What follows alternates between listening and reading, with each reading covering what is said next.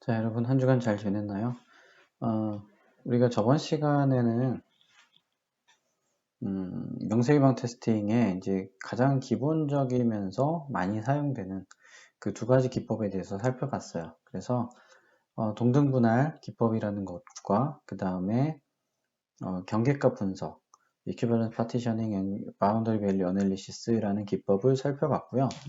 이 두 가지 기법은 사실 굉장히 기초적이지만 많이 활용되고 기본적인 입력 데이터를 우리가 가지고 테스트 케이스를 만들 때 그냥 뭐랄까 기본적으로 다 적용한다고 생각하면 무리가 없어요. 그 정도로 많이 사용된 기법이고, 그리고 활용하면 할수록 되게 도움이 많이 되고요. 자, 오늘은 그 다음에 이어서 페어와이즈 이런 것들을 좀 뒤에 다루고요. 그 다음에 먼저 이제 결정 테이블 테스팅을 먼저 좀 다루도록 할게요. 결정 테이블 테스팅 기법을 먼저 좀 살펴보겠습니다.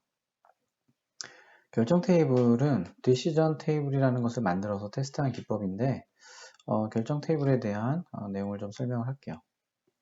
얘는 어떤 테스트를 하는 거냐면, 비즈니스 요구사항, 시스템 요구사항이나 비즈니스 로직 같은 거를 분석을 해보면 대부분 원인, 그거에 따른 결과 이런 식으로 이제 구성이 되어 있어요. 그래서 원인과 결과를 분석해서 이거를 조합해서 테스트 케이스를 만들어내는 방식이에요.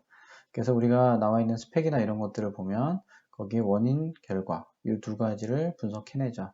좀 이따 살펴볼 건데 cause, effect diagram, cause and effect graph 뭐 이런 식으로 이제 표현하고 있는데 cause, effect 그래핑의 개념을 이제 가지고 와서 이제 활용한 기법이라고 생각하면 돼요. 그래서 원래 요구사항을 명세할 때 이제 cause and effect 다이어그램을 보통 그리는 경우가 있거든요. 요즘은 많이 안 쓰지만 예전에 이제 C 언어나 그런 구조적 프로그래밍을 할 때는 cause effect 다이어그램을 많이 작성을 했어요. 그리고 이제 이게 사실은 하드웨어에서 온 개념이다 보니까 이제 그런 것들을 많이 활용하기도 했죠. 그래서 이제 그렇게 작성되어 있는 그런 시스템 요구사항이나 비즈니스 로직을 가지고 거기서 테스트 케이스를 만들어내는 방법이에요.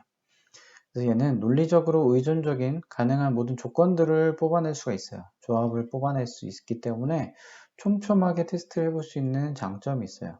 그리고 이걸 하다 보면 대부분의 명세 기반 기법이 사실 비슷한데 기본적인 요구사항이나 이런 테스트 베이시스의 문제점을 드러내게 하는 테스트 케이스를 생성할 수 있다. 그러니까 테스트 케이스를 만드는 과정에서 자연스럽게 리뷰 활동을 하는 거죠. 요구사항 명세서나 아키텍처 설계서에 대한 리뷰를 수행하고 그 수행된 리뷰의 결과를 통해서 테스트 케이스를 만드는 과정에서 문제를 발견하는 거죠. 그래서 이런 테스트 베이시스의 불안정성과 모호함을 지적할 수가 있다. 근데 이거는 뒤에서 다 다룰 상태 전이 테스팅이나 뭐 유즈 케이스 테스팅 이런 것들도 다 동일한 어떤 장점이에요. 근데 반면에 단점도 있어요. 이거는 뭐냐면 이것을 작성하는 데 많은 노력과 시간이 들어갈 수 있고 그 다음에 복잡한 시스템을 표현하기 어려울 수 있고 논리적으로 작성할 때 실수를 할 수 있는 여지가 있다 라는 거고요. 우선은 이 개념은 제가 끝부분에 다시 한번 정리할 거고, 그러면 명세 기반 기법이 뭐냐, 그 결정 테이블 테스팅이 뭐냐라는 것을 먼저 좀 살펴보도록 할게요.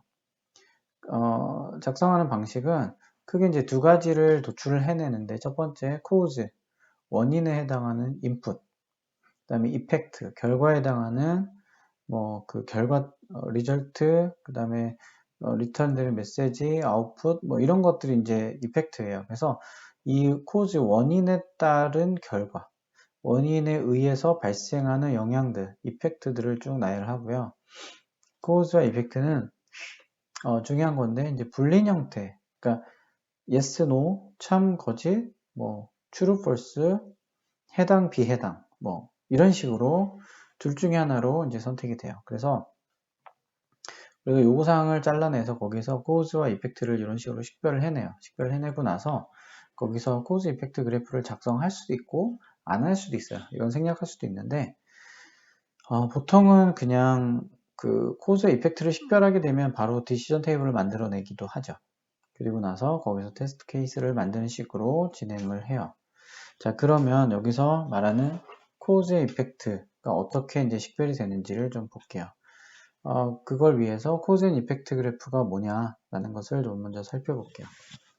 쉽게 보면 지금 오른쪽에 나와 있는 형태, 이런 형태의 다이어그램을 보통 코즈 이펙트 다이어그램 이렇게 이제 보통 얘기를 해요. 그래서 이거를 기반으로 해서 사실은 결정 테이블, 디시전 테이블이라는 것이 나왔는데 얘는 일반적으로 우리가 요구사항을 명세할 때 사용했던 전통적으로 사용했던 방법 중에 하나예요. 그래서 여기서 보면 뭐냐면 대부분의 그런 비즈니스 로직이나 이런 것들이 원인, 코즈가 있으면 그거에 따른 액션, 결과가 있죠. 그래서 영향을 주는 것들, 그래서 각 A가 있으면 A가 B한테 영향을 준다. 그 다음에 여기서는 A가 아닐 경우에, not일 경우에 B가 된다. 이런 식으로. 그 다음에 A, B 또는 C 중에 하나이면 D가 된다. 또는 AND 조건, A와 B가 동시에 만족하면 C가 된다. 이런 식으로 AND, or, not, 일반 이런 식으로 그 원인과 결과, cause and effect를 이제 그래프들로 쭉 표현했죠. 그래서 각 노드는 0 또는 1로 표현하고 0은 false, 1은 true 이런 식으로 보통 많이 표현하죠. 그래서 if A가 true면 B도 true, else면 B는 0 이런 식으로 A를 만족하면 B가 만족되는 이렇게 표현되는 거 아니면 not A가 1이면 B는 0이고 else이면 B가 1이다. 그러니까 A가 false이면 B가 true 뭐 이런 식으로 우호 조건은 3개 중에 우호가 있으면 만족하면 true 그렇지 않으면 false 이런 식으로 AND 조건 3개를 다 true를 해야 결과가 true가 되고 나머지 false가 된다. 이런 식으로 이제 표현하는 건데 결국에는 여기서 포인트는 이런 조건들과 이 조건들의 조합에 따라서 결과가 어떻게 나오느냐 라는 것을 뽑아내는 거죠. 그래서 사실 여기서 오래된 교재 같은 데 보면 코즈 이펙트 다이어그램 막 작성하기도 하고 해요. 근데 사실은 요즘에는 그렇게 많이 작성하지 않아요. 그냥 여기서 이 A와 B에 해당하는, 그러니까 원인에 해당하는 부분과 그거에 따른 결과에 해당하는 부분들을 도출해내죠. 자, 간단한 예를 한번 볼게요. 어떤 스펙을 분석을 해보면 지금 보면 예를 들어서 사람들이 어떤 조건에 따라서 어떤 그 배당금이나 아니면 연금이나 이런 어떤 포인트나 이런 것들을 주는 어떤 조건들이 있다라 가정을 해볼게요. 기본적으로 사람들에게 50만 원씩을 배당을 한다. 그런데 만약 직업이 있고 연령이 40세 이상이면 10만 원을 더 준다. 그래서 여기서 보면 직업이 있는지 없는지, 그 다음에 연령이 몇 세인지에 따라서 10만 원을 더 줄 수 있죠. 그리고 직업이 없을 경우에 3자녀 이상을 두었으면 5만 원을 더 준다. 이런 것들이 나오겠죠. 그러면 지금 여기 이제 테스트 케이스를 만들 때 조건을 뽑아내요. 그러니까 이 어떤 액션들을 뽑아내기 위한 코즈 원인에 해당하는 부분들. 여기서 원인들은 크게 3가지가 있겠죠. 첫 번째 직업이 있느냐 없느냐, 직업의 유무, 그 다음에 연령이 40세 이상이냐 그렇지 않느냐, 그 다음에 3자녀 이상이냐 그렇지 않느냐, 이렇게 이제 3가지가 있죠. 근데 여기서 그거에 따른 결과, 이펙트는 50만 원을 더 받을 수도 있고 50만 원은 기본적으로 받는 거고 그 다음에 10만 원을 더 받기도 하고 5만 원을 받기도 하죠. 이렇게 코즈들이 있고 이펙트가 있어요. 그런데 원인이 3가지가 있는데 3가지가 다 true, false, true, false로 나눠지죠. 그러면 이것의 조합을 만들어내면 원인 조건들의 조합은 총 8가지 2의 3승계가 나오겠죠. 2의 3승계에서 8개의 조합이 나오겠죠. 그래서 이 8개의 조합을 여기 지금 표시는 안 되는데 예를 들어서 테스트 케이스 1번은 true, true, true, 그 다음에 테스트 케이스 2번은 true, true, false, 3번은 true, false, false 이런 식으로 이 C1과 C2, C3 이런 코즈의 조건들을 모든 경우의 조합들을 쭉 나열해 볼 수가 있겠죠. 그러면 테스트 케이스 1번부터 8번까지 8가지의 조합이 나올 거예요. 그러면 그 조합에 따라서 기대 결과, 이펙트는 어떻게 되느냐. 예를 들어서 테스트 케이스 1번이 모두 다 true다. 그러면 직업도 있고 연령이 40세 이상이고 세 자녀를 두었다. 그러면 기본 50만 원을 받는 거는 누구나 다 받는 거죠. 그래서 모든 경우에 해당이 되고 10만 원을 더 받는 거는 40세 이상이면 10만 원을 더 받으니까 40세 이상일 경우에는 10만 원을 더 추가해서 받겠죠. 그 다음에 직업이 없는 경우에 세 자녀 이상이니까 세 자녀 이상은 사실 두었다 하더라도 사실 두 번째 조건 때문에 영향을 받지 않겠죠. 그래서 첫 번째는 60만 원의 기대 결과가 있겠죠. 이런 식으로 true, false 이 조합들을 이 cause 부분의 조합을 나열하고 그 조합에 해당하는 결과들을 뽑아내게 되죠. 이렇게 만드는 거예요. 그래서 지금 우리가 스펙을 분석하고 스펙에서 원인에 해당하는 cause에 해당하는 부분들을 도출하고 그거에 따른 동작, 이펙트에 해당하는 부분을 뽑아내요. 그래서 cause에 따른 이펙트가 어떻게 되는지를 나열하게 되는 방식이에요. 그래서 그렇게 만들게 되면 아까 우리가 처음에 봤던 것처럼 이 조건들이 누락되는 경우가 없도록 우리가 최소한 모든 조건의 조합들을 다 테스트해 볼 수 있는 장점이 있겠죠. 그런데 이 테이블을 만드는 것 때문에 시간과 노력이 제법 많이 들어갈 것으로 보입니다. 자, 여기서 이제 간단하게 예시를 한번 볼게요. 이거는 그 자동차의 도메인을 좀 알아야 돼서 이거는 그냥 여러분들이 한번 참고로 보면 되고요. 실제로는 우리가 분석하는 스펙은 이런 식으로 돼 있죠. 개발하는 시스템은 공항에 설치되는 인터넷 서핑 키오스크다. 사용자는 지폐, 직불카드, 신용카드로 결제한 후에 키오스크를 통해 가격당 정해진 시간만큼 인터넷 서핑을 할 수 있다. 시스템은 사용자가 유효하지 않은 지폐, 은행, 신용카드를 넣었을 경우 이를 반환한다. 그래서 유효한 신용카드를 넣었을 경우 비밀번호 물어보고 일치할 경우에 인터넷을 사용할 수가 있다. 유효한 카드를 넣고 올바른 비밀번호를 넣었을 경우에 사용할 금액을 물어보고 요청한 금액의 최대 사용시간인 10시간에 해당하는 금액을 초과했을 경우에 그보다 낮은 금액을 입력할 것을 요청한다. 허용 한도 이내의 경우에 인터넷을 사용할 수 있게 한다. 이때 지불할 금액이 은행카드의 잔고를 넘으면 낮은 금액을 입력할 것을 요청한 메시지를 보여준다. 허용 한도 이내의 경우에 인터넷을 사용할 수 있게 된다. 그래서 지금 보면 이거는 우리가 뭐 그런 공항같이 이렇게 오픈되어 있는 장소에서 인터넷을 사용하기 위해서 유료 인터넷을 사용하는 뭐 키오스크에 대한 시스템을 구축한다라고 가정을 하는 거죠. 그러면 여기서 우리가 아까 봤던 것처럼 코드에 해당하는 조건에 해당하는 부분들 뽑아내고 그거에 따른 이펙트에 해당하는 부분을 뽑아낼 수가 있겠죠.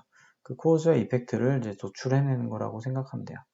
그러면 여기서 조건을 뽑아내게 되면 지불 방법이 지페이냐, 직불카드냐, 신용카드냐, 그 다음에 이게 유효하냐, 유효하지 않느냐, 그 다음에 비밀번호가 일치하느냐, 불일치하느냐, 최대 사용 가능 금액의 입력이 10시간 이내냐, 초과냐, 그 다음에 지불 금액의 잔고를 확인했을 때 허용 한도 내에 있느냐, 한도를 초과하느냐, 잔고가 부족한가. 그래서 여기서 이제 한도 내에 있는지 아니면 인밸리드한지 이런 조합들이 있겠죠. 그 다음에 기대 결과는 인터넷을 정상적으로 사용할 수 있는지 사용하게 되는 경우 그리고 인밸리드한 지폐나 은행카드, 신용카드를 반환하는 거 그 다음에 비밀번호가 불일치할 시에 사용하는 불가 그 다음에 사용 금액이 초과됐을 때 낮은 금액을 입력을 요청하는 메시지를 출력한다. 그 다음에 잔고가 부족할 때 잔고보다 낮은 금액의 입력을 요청하는 메시지를 출력한다. 이런 식으로 기대 결과가 있겠죠.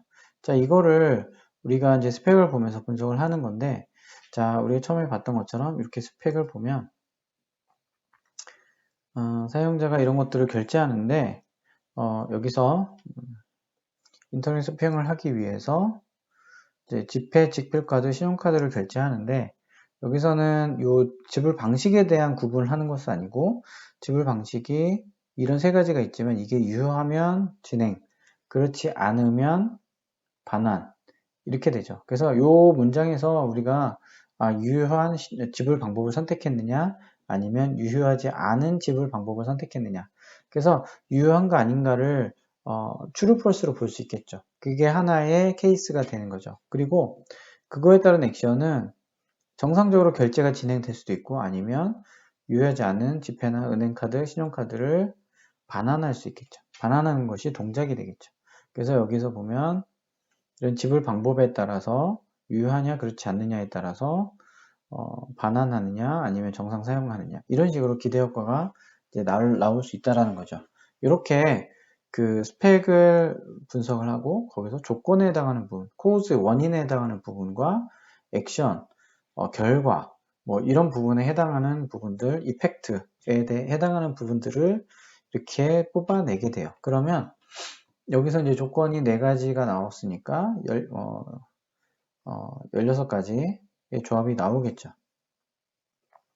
그러면 이 조건들에 대한 조합들을 쭉 나열하고 뭐 예를 들어서 지불 방법이 현찰인데 유효한 현찰이고 비밀번호가 일치하느냐, 그 다음에 최대 사용 금액 가능 금액 범위 내냐, 지불 금액의 잔고를 확인했을 때 범위 내에 있느냐, 이런 조건들을 다 만족하고 하면 뭐 인터넷을 정상적으로 사용하겠죠.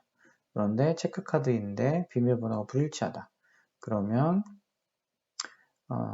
여기서 비밀번호가 불일치하기 때문에 사용하지 못한다. 뭐 이런 식으로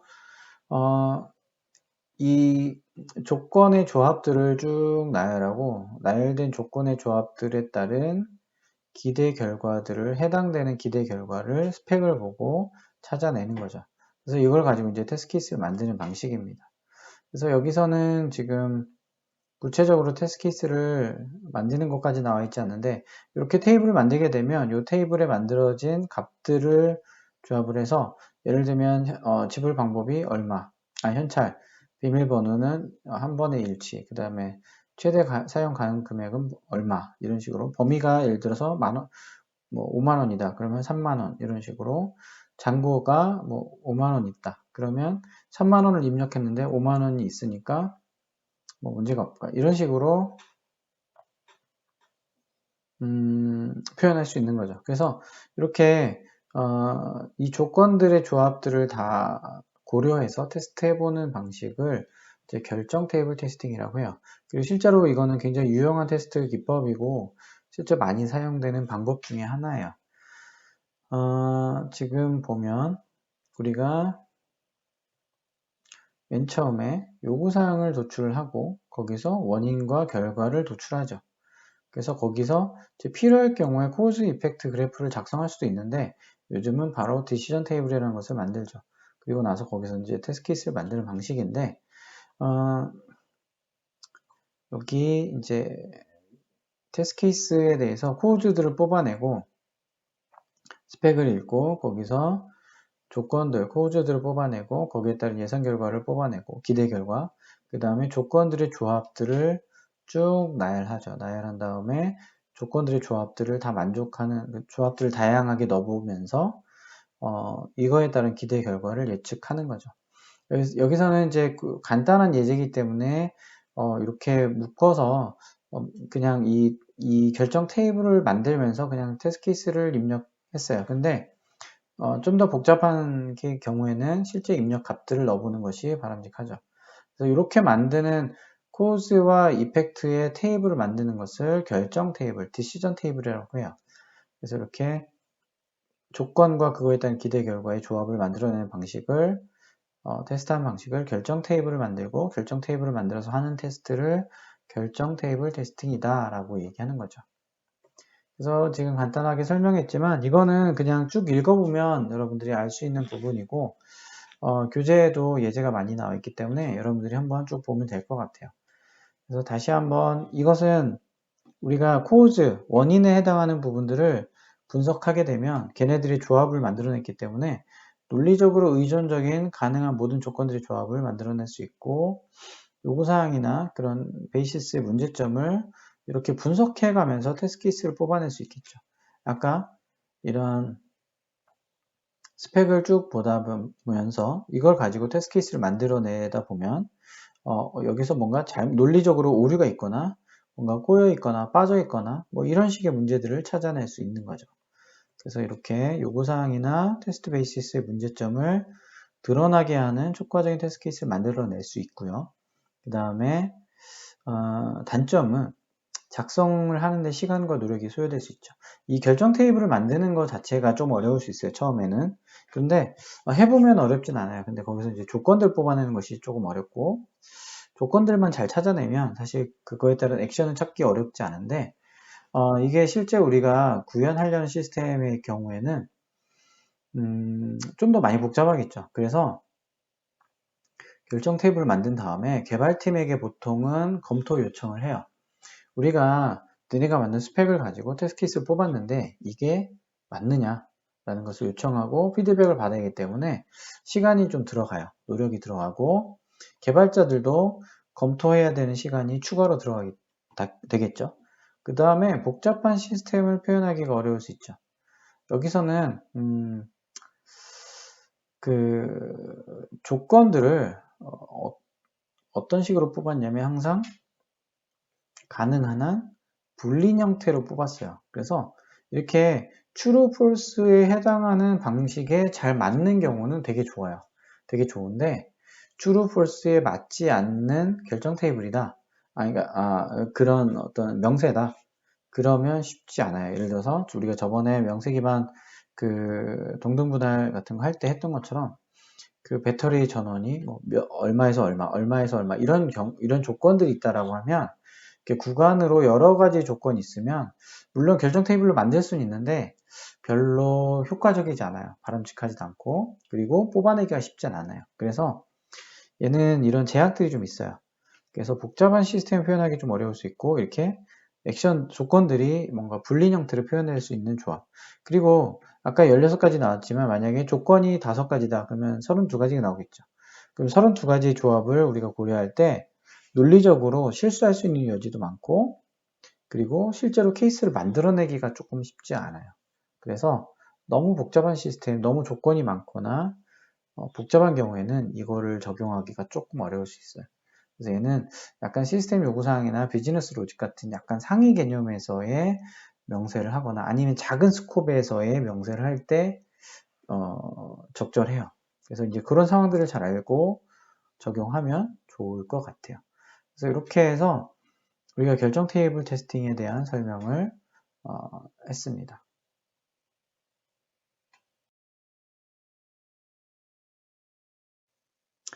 네, 우리가 저번 시간에 결정 테이블 테스팅에 대해서 살펴봤죠. 그래서 다시 한번 리마인드하면 원인과 결과를 도출하고 원인은 보통 입력에 해당하는 부분이고 이펙트, 결과는 어떤 결과값, 뭐 중간 결과, 최종 결과, 아웃풋, 메시지 뭐 이런 것들이 이제 보통은 결과가 되고 걔네들의 조합을 이제 뽑아내는 건데 코즈 이펙트는 보통 불린 형태로 기술된다 라고 했죠. 그래서 예를 들어서 명세가 있을 때 결정 테이블에서 어떤 명세를 분할하고 분할된 명세에서 이거에 따른 조건들을 도출하고 조건 3가지가 있으면 이에 3승 8가지의 추루부터 폴스까지의 8가지 조합들을 뽑아낸 다음에 각 조합에 따른 이펙트 그래서 이 조합들이 해당되는 부분들을 체크하고 거기에 따른 기대 결과가 뭐가 있는지 이렇게 조합들을 뽑아내서 테스트 케이스를 만드는 방식을 이제 명세 기반 기법이라고 하겠죠. 그래서 아까 이제 요 내용이 제가 장표를 잘못 복사해가지고 요 내용이 좀 빠져 있었는데 요 내용을 좀 다시 보완해서 설명을 하는 겁니다. 그래서 예를 들어서 직업이 있고 그 다음에 연령이 40세 이상이고 그 다음에 세 자녀를 두었다. 그런데 그러면 직업이 있기 때문에 50만원, 그 다음에 40세 이상이니까 10만원. 근데 이제 이 세 번째, 세 자녀 이상은 직업이 없는 경우에만 해당되기 때문에 이렇게 2개만 되겠죠. 그 다음에 5번 같은 경우는 FTT, 그러니까 직업은 없고 40세 이상이고 세 자녀다. 그러면 기본 50만 다 주고 직업이 두 번째는 직업이 있는 경우에만 해당이 되기 때문에 2개만 들어가겠죠. 여기 5번에 해당이 안 될 거고 다음에 세 번째는 직업이 없는 사람의 경우에 요 5, 6, 7, 8번에 해당이 되겠죠. 이때 세 자녀 이상 두었을 경우에 5만원을 추가하는 그래서 5번과 7번의 경우에 추가돼서 각각 55만원씩 받는다. 이렇게 이제 뽑아내는 거죠. 그래서 이렇게 되면 이 코즈의 조합들을 누락 없이 다 테스트해 볼 수 있는 장점이 있고, 대신 훨씬 더 복잡해진다. 그리고 테스트 케이스를 만들고 검토하는 데 들어간 시간이 많이 들어간다. 이런 내용들이 이제 아까 설명을 했습니다. 자, 그러면 네, 이어서 이번 시간에는 상태 전이 테스팅을 설명하도록 하겠습니다. 자, 스테이트 트랜지션 테스팅이라고 영어로 이제 하는데, 상태 전이 테스팅. 그래서 상태 전이 테스팅, 뭐 상태 전이 테스팅, 스테이트 트랜지션 테스팅, 뭐 다양하게 쓰는데 같은 말이고요. 얘는 요구사항 명세서나 시스템 기능 명세서나 뭐 이런 데 보면 스테이트 트랜지션 다이어그램이라는 것을 작성해서 얘를 시스템에 표현하는 경우가 많이 있는데, 이걸 분석해서 테스트 케이스를 만드는 방식이에요. 그래서 얘는 시스템을 상태 전이 다이어그램이라는 것으로 표현하게 되고, 이를 기반으로 해서 테스트 케이스를 만드는 방식인데, 얘는 이벤트, 액션, 활동 상태 뭐 이런 것들을 이제 그 상태 전이 다이어그램을 표현하고, 이것들의 모든 조합을 테스트해 볼 수가 있죠. 그리고 동일하게 시스템과 소프트웨어의 상태 기반 행위가 명세된 내용과 일치함을 검증할 수가 있는데, 요거는 상태 전이 다이어그램을 좀 보고 그 다음에 들으면 설명이 이해가 될 거예요. 요 밑에 내용들도 마찬가지고요. 그래서 이 부분들은 다시 설명을 할게요. 자, 상태 전이 다이어그램이 뭐냐? 쉽게 생각하면 지금과 같은 그런 형태의 구성을 가진다고 보시면 됩니다. 네, 좀 지워볼게요. 자, 여기서 요 위에 있는 그림과 같은 형태로 표현되는 것을 상태 전이 다이어그램이라고 합니다. 그래서 상태 전이 다이어그램이 뭐냐면 시스템의 상태를 표현하기 위해서 그래프로 다이어그램으로 표현하는 방식 중에 하나인데, 이제 원래 이게 이제 UML이라고 하는 Unified Modeling Language라고 하는 부분에서 스테이트 트랜지션 다이어그램이라는 것을 사용해요. 이걸 가지고 시스템의 기능을, 동작을 많이 설명을 하는데, 설명된 기능들을 참고하면 이런 식으로 표현할 수가 있고, 여기서는 그러니까 원래 이거의 의도는 설계를 하기 위한 목적인데, 우리가 하려는 것은 이걸 가지고 테스팅을 하려고 하는 거죠. 테스트 케이스를 뽑아내는 방식이죠. 그래서 같은 소스를 가지고 서로 다른 목적으로 사용한다라고 보시면 돼요. 자, 상태 전이 다이어그램을 먼저 좀 살펴볼게요. 아마 여러분들이 본 사람도 있을 거고 잘 모르는 사람도 있을 건데, 여기서는 상태 전이 다이어그램을 작성하는 것을 우리가 다루지는 않을 거기 때문에 간단하게 개념만 설명하고 넘어갈게요.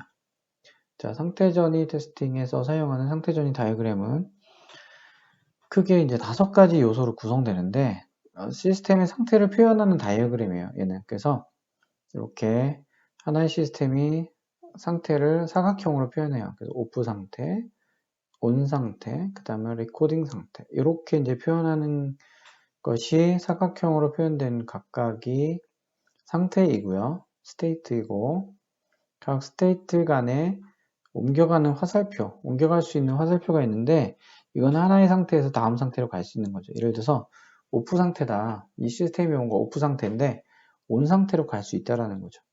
그리고 온 상태에서는 자기 자신의 상태로도 갈 수 있고, 아니면 리코딩이라는 상태로도 옮겨갈 수 있어요. 이렇게 상태가 있고 상태 간에 옮겨갈 수 있는 것을 트랜지션, 전이라고 해요.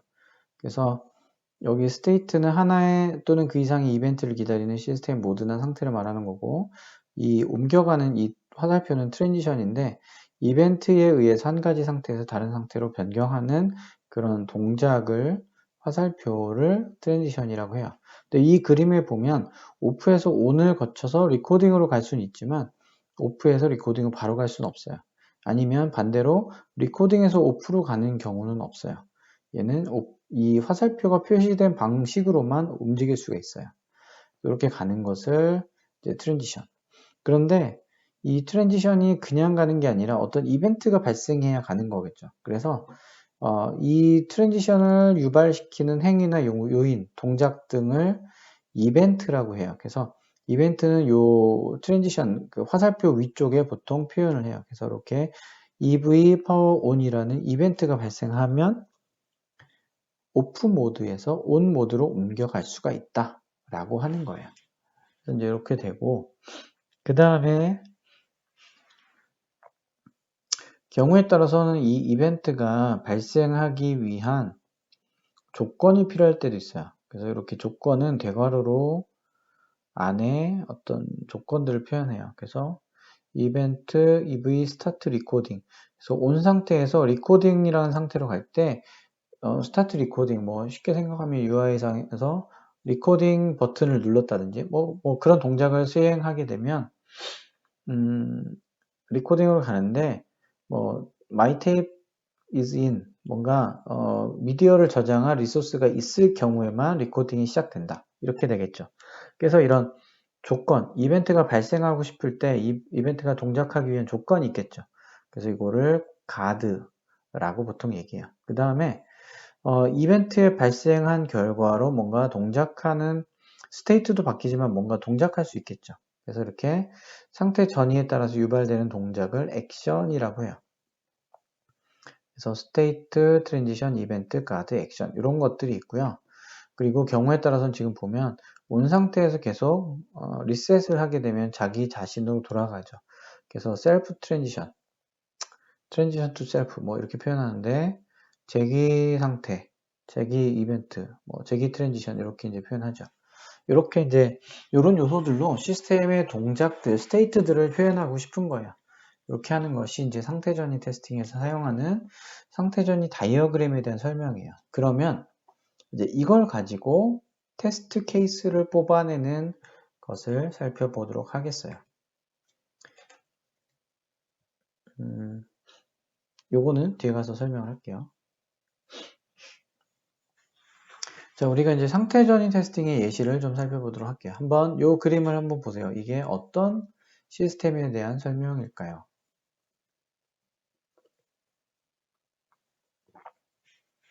자, 우리가 앞에서 배웠던 것은 생각해보면 이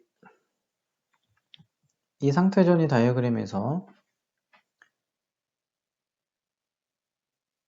명시된 상태가 뭐뭐가 있죠? 여기서 크게 세 개의 상태가 있죠. 스탠바이 상태, accepting soda selection, accepting coins 이렇게 세 개의 상태가 있어요. 자, 뭔가 대기 상태, 그 다음에 음료를 선택하는 것을 기다리는, 그 다음에 동전을 기다리는 상태.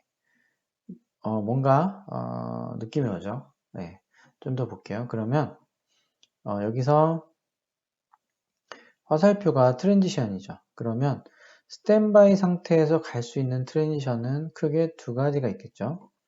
여기서 나가는 화살표를 보면 되니까 스탠바이에서 accepting soda selection이라는 상태로 EV 코인 드랍이라는 이벤트가 발생하고 디파짓이 프라이스보다 크거나 같으면 이 상태로 갈 수가 있어요.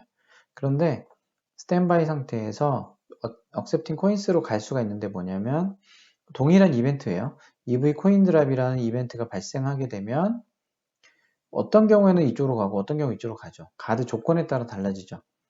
디파짓, 그러니까 지금 입력한 현금이 물건 음료수 가격보다 적으면 추가로 동전을 받는 상태로 가고 내가 지불한 금액이 음료수 가격보다 크거나 같으면 음료수를 선택할 수 있는 상태로 가는 거예요. 자, 그 다음에 음료수를 선택할 수 있는 상태로 못 가고 코인 드롭 상태 부족해서 갔는데 여기서 사용자가 여기서 나갈 수 있는 상태는 보니까 3개가 있죠. 자기 자신으로 가는 거, 그 다음에 소다 셀렉션으로 가는 거, 캔슬로 가는 거. 자, 캔슬부터 볼까요? 캔슬. 그냥 동전을 더 기다리고 있는데 내가 동전을 선택을 안 하고 취소 버튼을 눌렀어요. 안 먹을래? 그러고서 취소 누르면 캔슬 이벤트가 발생하고 액션이 뭐가 있죠? 리턴 디파짓. 입력한 금액이 다시 반환되겠죠. 그리고 얘는 스탠바이 상태로 되돌아와요. 그리고 만약에 코인 드랍이 또 발생하는데 동전이 더 들어가는데 여전히 디파짓이 프라이스보다 적으면 계속 동전을 기다리겠죠. 예를 들어서 음료수 가격이 1000원인데 700원인데 예를 들어서 500원 처음에 넣었어요. 500원을 넣었는데 500원이 700원보다 작기 때문에 이 상태로 가겠죠. 근데 100원짜리 하나 더 넣었어요. 600원이 700원보다 작으니까 이 상태로 가겠죠. 계속 가겠죠. 근데 100원짜리 하나 더 넣었어요. 그러면 700원, 700원 같으니까 이제 음료를 선택할 수 있는 상태로 갔어요. 근데 여기서 내가 보니까 원하는 음료가 품절됐어. 캔슬, 다시 갈 수도 있고, 아니면 여기서 음료를 뭐 스프라이트를 선택했어요. 소다 셀렉션을 하고 스탠바이 상태로 가는데 봤더니 음료를 릴리즈하고 그 다음에 잔돈이 있으면 반환하고 그 다음에 물건의 재고의 개수를 업데이트하고 이렇게 동작을 한다. 자, 지금 설명해서 보면 아는 것처럼 얘는 뭐에 대한 설명이죠? 네, 자판기에 대한 설명이에요. 자판기 시스템의 일부분을 제가 잘라왔어요. 여기보다 더 큰 이제 동작들이 있긴 한데 아무튼 이렇게 우리가 구현하려고 하는 시스템을 이렇게 표현하게 되면 그림으로 표현하면 얘가 어떤 동작을 하는구나, 어떤 이벤트가 발생하는구나, 그리고 어떤 모드로 얘가 바뀌는구나 라는 것을 이걸 보고 알 수가 있죠. 그래서 개발자는 이걸 가지고 코딩을 하는 거예요. 그런데 우리는 이걸 가지고 테스트 케이스를 만드는 거죠.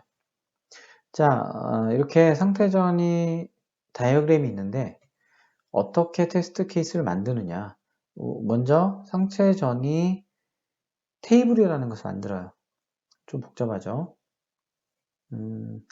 맨 처음에 이 가로로 이 가로축에는 스테이트들을 표현해요. 그래서 스탠바이, accepting coins, soda selection 이렇게 아까 여기에서 스테이트가 하나, 둘, 세 개가 있었죠. 그럼 각 세 개의 스테이트를 이쪽에 하나, 둘, 셋, 세 개를 나열해요. 상태를 표기하고 그 다음에 세로 왼쪽에는 이벤트를 표현해요. 그래서 이벤트 코인 드랍이 있는데 두 가지 조건이 있죠. 디파짓이 프라이스보다 크거나 같은 경우와 작은 경우. 그 다음에 소다 셀렉션, 캔슬. 사실 이벤트가 크게 세 가지밖에 없어요. 세 가지밖에 없는데 코인 드랍에서는 조건이 두 가지가 있는 거죠. 그래서 총 4개의 이벤트의 종류가 있어요. 그래서 이제 여기서 이벤트들을 나열해요. 그래서 아까 봤던 것처럼 이 상태가 있고 상태에서 갈 수 있는 이런 이벤트들을 쭉 세로로 나열하게 되면 자 여기서 요 이벤트와 스테이트가 만나는 데가 있죠. 만나는 부분 사각형에는 뭘 넣냐면 그 다음 스테이트. 그러니까 accepting coins에서 EV 코인 드랍 이벤트가 발생했을 때 디파짓이 프라이스보다 작거나 같으면 자기 자신 상태로 다시 돌아가죠. 그래서 여기서는 accepting coins로 가요. 그래서 하나의 상태에서 어떤 이벤트 발생했을 때 다음으로 가는 상태를 여기 표현해요. 그러면 사실은 이게 이 다이어그램을 테이블로 표현한 거랑 똑같아요. 자 볼까요? 예를 들어서 스탠바이 상태에서 갈 수 있는 것이 두 가지 조건 이벤트가 있죠. 코인드랍 이벤트인데 디파짓이 프라이스보다 크거나 같은 경우와 작은 경우 두 가지 이벤트가 있죠. 그래서 여기서 보면 스탠바이 상태에서 코인드랍이 발생할 경우에 두 가지의 스테이트로 가요. 물건 음료 가격보다 입금한 금액이 크면 소다 셀렉션 음료를 선택할 수 있는 상태로 가겠죠. 만약에 작으면 accepting coins 상태로 가겠죠. 이런 식으로 그러면 accepting coins로 가면 여기서 또 갈 수 있는 상태가 세 가지 상태가 있어요. 그럼 여기를 만들어요. 그 다음에 소다 셀렉션에 가면 여기서 갈 수 있는 거는 소다 셀렉션 버튼과 캔슬 버튼 이렇게 두 가지 이벤트가 발생하는데 각각 이벤트는 다른데 사실 가는 스테이트는 같죠. 그렇지만 다른 다른 이벤트가 발생하는 거죠. 이렇게 상태와 이벤트, 가드를 표현하고 거기에 따라서 다음 상태 이렇게 표현하는 방식을 이제 상태전의 테이블이라고 해요. 그래서 이렇게 테이블을 만든 다음에 여기에서 그 스위치 패스를 뽑아야 되는데 이런 이제 전이 트리라는 것을 만들어내요. 뭐냐면 처음의 상태에서 어떤 상태를 거쳐서 그 다음에 어떤 상태로 가는지를 조합을 뽑아내면 가능한 경로의 개수들이 나오겠죠. 그런데 얘는 사실 상태전이라는 것은 무한정 반복될 수 있죠. 여기서 그래서 스탠바이 accepting coins에서 코인 드랍을 하다가 뭐 캔슬 갔다가 다시 1,000원짜리를 넣어서 소다 셀렉션 갔다가 음료수 선택하고 종료할 수도 있고 이렇게 이제 다양한 경우들이 있는데 얘는 무한정 반복되죠. 그래서 내가 스위치 스테이트라는 것을 스위치 레벨이라는 것을 정하고 몇 번까지 가겠느냐, 몇 번의 중간 스테이트를 거쳐가는 것까지 하겠느냐라는 것을 결정을 해요. 그렇게 해서 테스팅의 뎁스를 결정하는 건데 이걸 스위치 레벨이라고 해요. 뭐냐면 처음에 시작하는 스테이트에서 거쳐가는 스테이트 개수가 몇 개냐. 그래서 최종 스테이트로 가는데 S1에서 S3로 가는데 내가 S2를 몇 가지를 거쳐서 가겠느냐 라는 거죠. 이를테면 스탠바이 상태에서 accepting coins로 갔다가 자기 자신이 돌아올 수 있죠. 이렇게 가는 것이 하나 있고 이렇게 중간에 하나를 거쳐갈 수도 있고 만약에 스탠바이 상태에서 accepting coins로 갔다가 소다 셀렉션을 갔다가 돌아올 수도 있죠. 이렇게 되면 중간에 거쳐간 스위치 레벨이 두 개가 되는 거죠. 이렇게 꼭 자기 자신만으로 돌아오는 건 아니지만 처음에 시작한 스테이트에서 종료한 스테이트, 목표한 스테이트가 있는데 중간에 몇 개를 거쳐가느냐를 스위치 레벨이라고 하고 얘가 없으면 0, 스위치 레벨 0, 레벨 1, 2 이런 식으로 표현하는 거죠. 그러면 이 스위치 레벨의 개수가 많으면 많을수록 그 전이 트리를 만들면 경우의 수가 훨씬 많아지겠죠. 그래서 여기서는 원 스위치 레벨, 그러니까 중간에 스테이트를 하나를 거쳐 가겠다라고 하는 거죠. 그래서 그러면 스탠바이 상태에서 갈 수 있는 그 트랜지션은 총 5가지가 나올 거예요. 그래서 소다 셀렉션에서 스탠바이로 가는 경우, 그 다음에 accepting coins로 갔다가 다음에 소다 셀렉션, coins, 스탠바이 이렇게 가는 경우, 그 다음에 뭐 두 번째에서 또 이렇게 가는 경우, accepting coins에서 또 출발해서 가는 경우, 이렇게 각 스테이트에서 출발해서 가는 경우의 수들을 쭉 뽑아내요. 사실 시스템은 기본적으로는 얘는 스탠바이 상태에서 시작하지만 우리는 이렇게 원 스위치 레벨로 해서 각 스테이트마다 시작을 하고 싶다 라고 하기 때문에 총 이렇게 원 스위치 레벨로 하면 16개의 조합이 나오고 만약에 이게 투 스위치가 되면 이 상태에서 한 번 더 가는 거죠. 그러면 여기서 2개의 경우가 또 나오고 여기도 2개의 경우가 또 나오고 이런 식으로 패스가 굉장히 많아지겠죠. 그럼 이제 여기서 예를 들면 16개의 패스가 나왔다.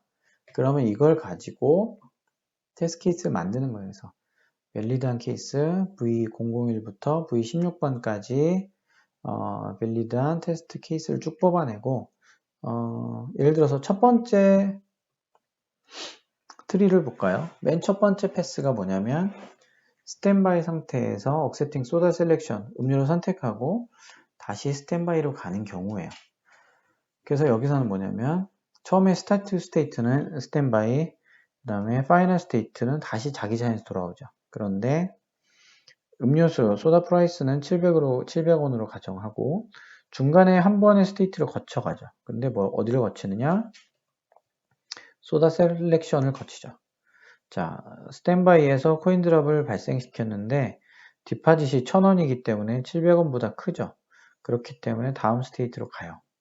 그래서 여기서 소다 셀렉션을 하게 되면 음료를 선택했기 때문에 스테이트는 스탠바이 상태로 가고 릴리즈 캔 음료가 나오고 그 다음에 잔돈 1000원에서 700원을 뺀 300원이 잔돈이 반환되죠. 그 다음에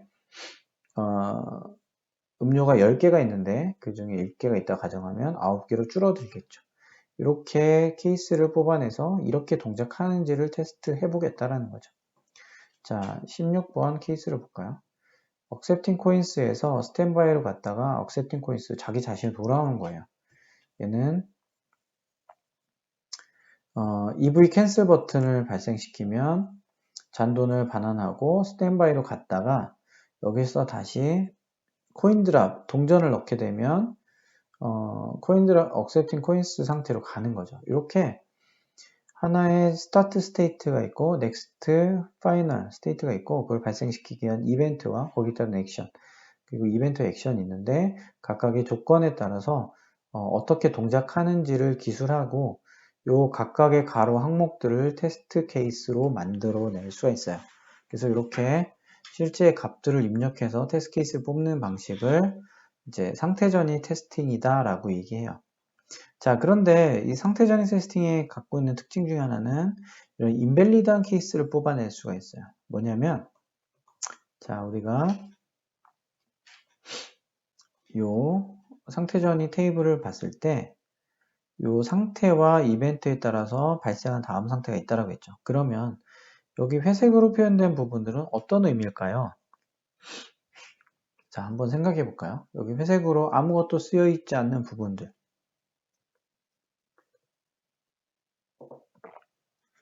자, 이거는 어떤 의미일까요? 자, 예를 하나 들어볼까요? 스탠바이 상태에서 음료 선택을 버튼을 눌렀어. 여러분들이 만약에 자판기 기계에 가서 음료를 눌렀는데 돈도 안 넣고 근데 음료가 나와. 그러면 고객 입장에서는 땡큐겠죠. 하지만 시스템 입장에서 잘못된 거죠. 음료 버튼을 누르든 캔슬 버튼을 눌렀는데 막 잔돈이 나와. 그것도 안 되겠죠. 그래서 셀렉션이나 캔슬이나 이 이벤트가 발생해도 스탠바이 상태에서는 아무런 동작을 하지 않아야겠죠. 이렇게 이 회색은 이 이벤트와 상관이 없이 동작하지 않아야 되는 조건들이죠. 근데 우리가 테스트할 때 정상적으로 동작되는 조건들을 또 보지만 많은 경우에 시스템의 문제는 이런 동작하지 않아야 되는 상황들, 예외 상황들을 제대로 처리하지 않아서 발생하는 문제들이 많이 있어요. 스탠바이 상태인데 캔슬을 눌렀더니 뭐 잔돈이 나왔다. 이거는 시스템 잘못 구현한 거죠. 그래서 이렇게 회색으로 표현된 5가지를 이제 IV, Invalid 테스트 케이스라고 해서 1번부터 5번까지 뽑았어요. 그래서 스탠바이 상태에서 갈 수 없는 이벤트 셀렉션, 소다 셀렉션, 캔슬. 이거는 아무런 동작하지 않아야겠죠. 그런데 여기서 이제 뭐 accepting 소다 셀렉션에서 코인 드랍 했을 경우, 그 다음에 여기서 이제 코인 드랍 했는데 음료가 크거나 같을 경우와 적을 경우, 이런 때도 동작을 하지 않아야겠지만 어떻게 할 거냐? 이거는 이제 이 값에 따라서 그리고 재고의 개수나 이런 것들에 따라서 동작이 달라지겠죠. 이렇게 동작하지 말아야 되는 조건들을 잘 뽑아내서 각각에 대해서 테스트 케이스를 뽑아내는 방식을 상태 전이 테스팅이라고 해요. 그래서 지금 우리가 상태 전이 다이어그램을 설명을 했고 이걸 가지고 상태 전이 테이블이라는 것을 만들고요. 이 만든 테이블에서 스위치 레벨을 결정을 해요. 보통은 1스위치, 2스위치 정도 보통 하는데 그래서 1스위치 레벨로 가정을 하면 이걸로 뽑아낼 수 있는 전이 트리라는 것을 만들죠. 그래서 트랜지션 하는 트리를 만들고 이것에 대한 실제 입력 값들을 뽑고 예상되는 액션과 이벤트 이런 것들을 이제 도출해내죠. 그리고 그렇게 동작하는지를 테스트 케이스 뽑아내고 또 하나는 인밸리드한 케이스, 동작하지 말아야 되는 이벤트와 상태의 조합을 가지고 그런 동작을 하지 않는지를 확인하는 거죠. 이렇게 뽑아내는 방식이고 요거는 뭐 실습인데 한번 여러분들이 참고로 보시면 되고요. 그래서 사실 이 내용이 설명이 시간이 많이 걸리는 내용인데 되게 간략하게 설명을 했어요. 함축적으로 설명을 했기 때문에 여러분들이 한번 보면 될 것 같고 자 여기서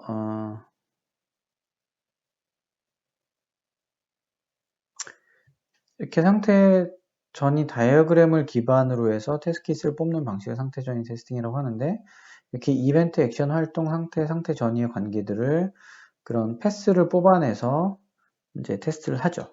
그 다음에 이 상태 개변 행위, 그러니까 명세와 같은지를 확인할 수 있고 결함은 상태가 잘못됐거나 상태 전이가 잘못됐거나 가드가 잘못됐거나 이벤트가 뭐 잘못됐거나 이렇게 여러 가지로 분류할 수가 있고요.